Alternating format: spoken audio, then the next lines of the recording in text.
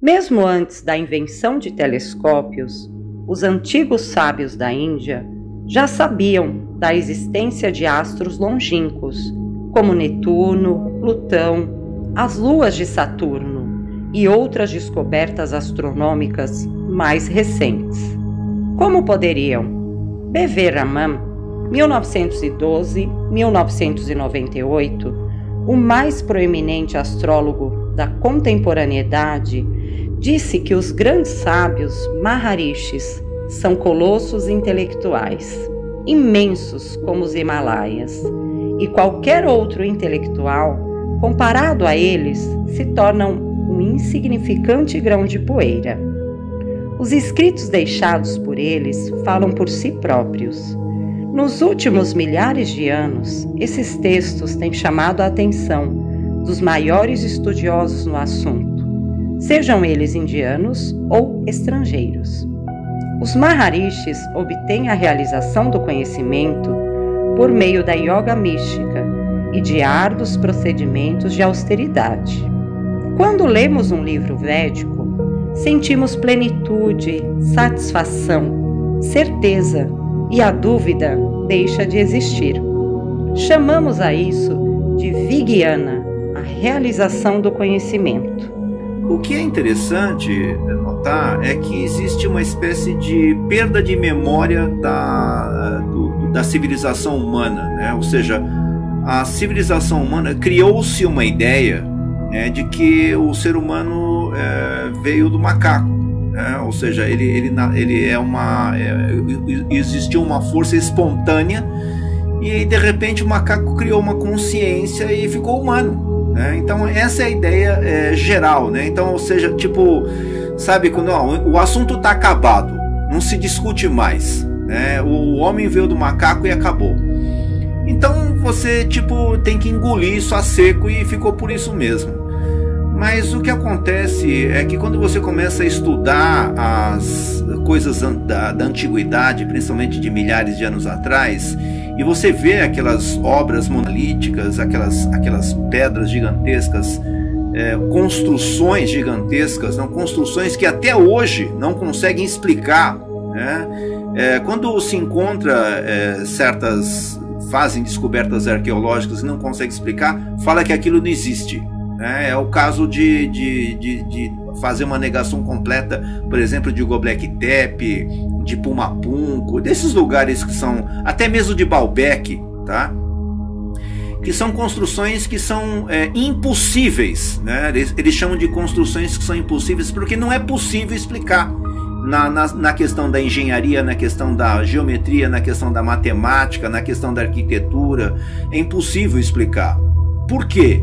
Porque todas essas construções foram feitas de acordo com posições astronômicas, ou seja, a relação que essas construções têm é com o solstício de inverno, com equinócios, com lua cheia, com lua nova, com posições específicas relacionadas com planetas. Quer dizer que isso já era feito há dezenas de milhares de anos atrás, né? Só que a civilização atual, contemporânea, prega, né, que aquilo lá é tudo besteira, né, que quem fez aquilo lá foram selvagens, né, que fizeram todas aquelas obras, e que não existe nenhuma relação da questão astronômica com a questão da arquitetura, né? Mas o fato é que haviam habitantes aqui que tinham alto poder intelectual, altos conhecimentos, não? E foi tudo feito com base nessa informação desses sábios antigos. Quer dizer que você vê que é interessante que essas estruturas de pedra, não, essas grandes construções, elas apontam exatamente todas as questões lunares, as questões de eclipses, as questões de planetas que não se tinha notícia até o período de 1900 e pouco, quando se criou telescópios. Mas os sábios já sabiam que isso existia, né? Quer dizer que então isso contradiz totalmente o que a gente aprende na escola. Quer dizer que, como é possível? Porque se você não tiver uma consciência extremamente expandida, quando você olha para o céu, você vai ver somente um monte de luzinha, né? Um monte de estrelinha fica piscando lá, você não vai saber diferenciar o que é um planeta de uma estrela, você não vai conseguir saber, ou seja, você teria que realmente ter uma consciência muito superior, e essa era a consciência que esses sábios antigos tinham. Porque a maioria dos ocidentais, tá, quando geralmente não, você nunca vai se encontrar com um sábio de verdade, um sábio. Aliás, existem alguns sábios, né, mas não é tão fácil você encontrá-los, né? Você tem que viajar principalmente para a Índia ou até mesmo para regiões muito distantes do Oriente para você se encontrar com esses sábios. E aí você vai ver realmente o verdadeiro colosso intelectual que essas pessoas são, tá? Porque o conhecimento deles não é um conhecimento material, né? Não é um conhecimento que está relacionado com o corpo físico, com o plano da fisicalidade, né? Ou seja, eles estão muito além, né, das questões do corpo físico, né? Realmente eles têm grandes poderes. Isso eu pude comprovar, pude confirmar, pude realmente ver com os meus próprios olhos esses grandes sábios. Eu conheci vários desses sábios e realmente não tem como você comparar, né? Uma capacidade de consciência, de percepção, de inteligência, de entendimento do universo e das coisas do universo realmente fora do normal. Agora, você fala também aqui do Raman. O Raman, eu li todos os livros de Raman, não são realmente muito reveladores, porque isso me inspirou bastante no sentido de fazer essa espécie de temporização. Conhecimento antigo, ele não é, vamos dizer assim, adequado, né, para o mundo contemporâneo, porque a consciência mudou, o mundo mudou, as coisas mudaram, né?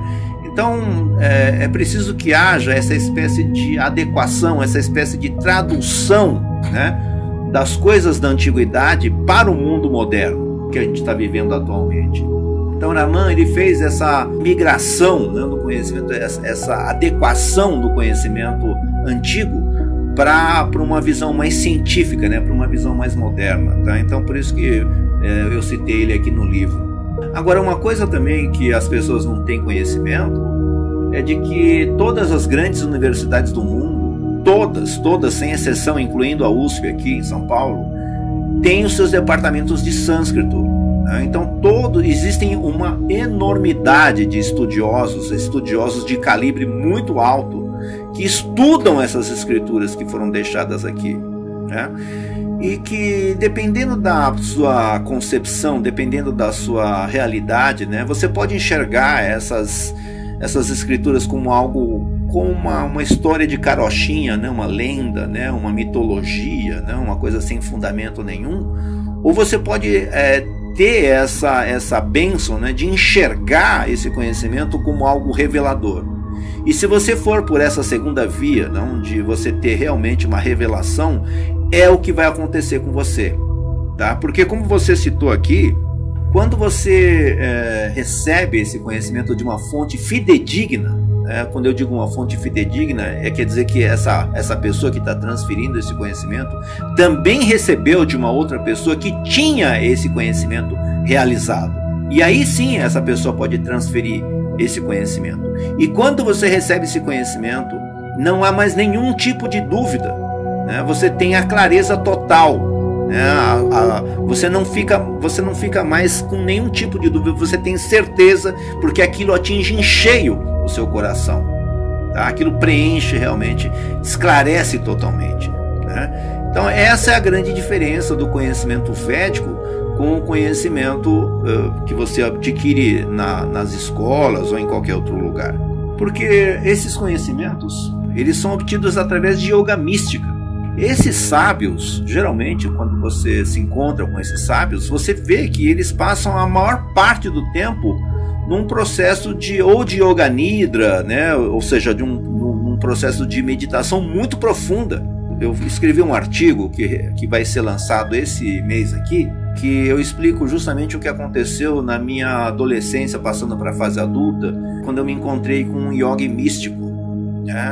Foi a primeira vez que eu me encontrei com um yogi verdadeiro. Existem yogis verdadeiros, tá? Yogis que desenvolveram siddhis, né? Ou seja, desenvolveram poderes místicos, tá?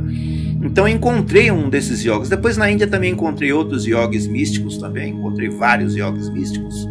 O nosso mestre mesmo era um desses yogis místicos, e era bastante comum, não era tão comum, mas era uma vez que você tivesse uma certa relação, não, ele manifestava esses poderes místicos quando havia necessidade, né? Poderes de levitação, poderes de controle da natureza, não? Então isso a gente pôde, não só eu, né, mas vários discípulos puderam observar isso, pudemos testemunhar, não, esses poderes místicos. Então esses poderes místicos dão uma capacidade intelectual, uma capacidade de entendimento extraordinária, né, que não dá para a gente conceber, né, em que nível de consciência esses grandes yogis, esses grandes mestres estão, tá?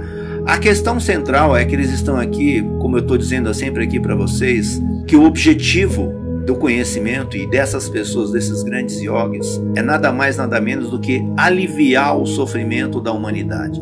Então é também, e foi passado para mim também, que é uma coisa que nós deveríamos fazer, tentar aliviar o sofrimento das pessoas, porque as pessoas estão em ignorância, ou seja, elas não sabem, ou então elas acreditam em coisas que não são verdadeiras, né? E entram num processo realmente de grande sofrimento por causa disso.